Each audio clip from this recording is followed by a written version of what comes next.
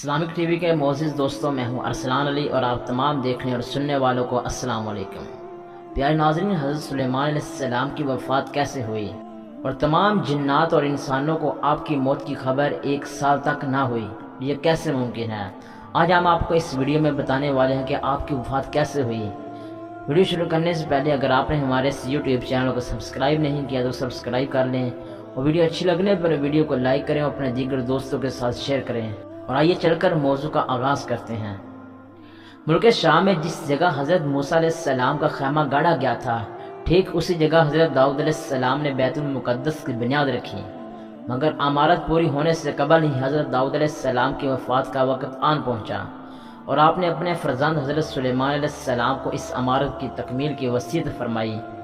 چنانچہ حضرت سلیمان علیہ السلام نے جنوں کی ایک جماعت کو اس کام پر لگایا اور عمارت کی تعمیر ہوتی رہی، یہاں تک کہ آپ کی وفات کا وقت بھی آ پہنچا اور عمارت مکمل نہ ہو سکی۔ تو آپ نے یہ دعا مانگی کہ الہی میری موت جنوں کی جماعت پر ظاہر نہ ہو پائے، تاکہ وہ برابر عمارت کی تکمیل میں مصروف عمل رہیں اور ان سب کو جو علم غیب کا دعویٰ ہے وہ بھی باطل ٹھہر جائے۔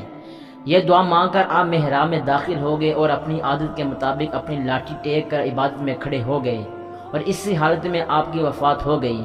مگر جن مزدور یہ سمجھ کر آپ زندہ کھڑے ہوئے ہیں برابر کام میں مصروف رہے، اور عرصہ دراز تک آپ کا اسی حالت میں رہنا جنوں کے گروہ کے لیے کچھ باعث حیرت اس لیے نہیں ہوا کہ وہ باہر دیکھ چکے تھے کہ آپ ایک ماہ بلکہ کبھی کبھی 2 ماہ برابر عبادت میں کھڑے رہا کرتے تھے۔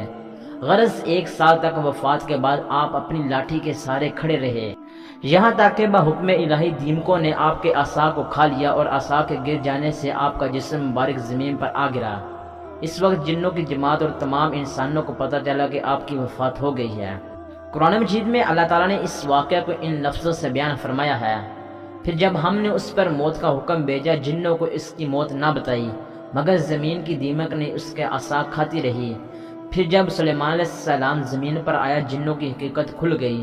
اگر غیب جانتے ہوتے تو اس خواری کے عذاب میں نہ ہوتے۔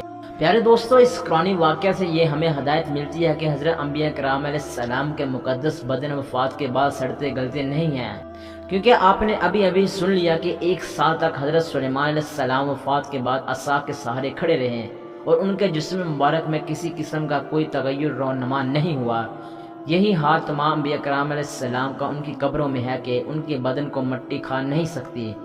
چنانچہ حدیث شریف میں ہے، جس کو ابن ماجہ نے روایت کیا ہے، کہ بے شک اللہ نے زمین پر حرام فرما دیا ہے کہ وہ انبیاء کے جسموں کو کھائے، لہٰذا اللہ کے نبی زندہ ہے اور ان کو روزی بھی دی جاتی ہے۔ سبحان اللہ۔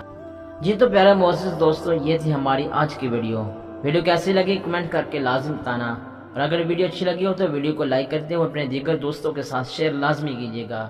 ملتے ہیں نیکسٹ ویڈیو میں، تب تک کے لیے اللہ حافظ۔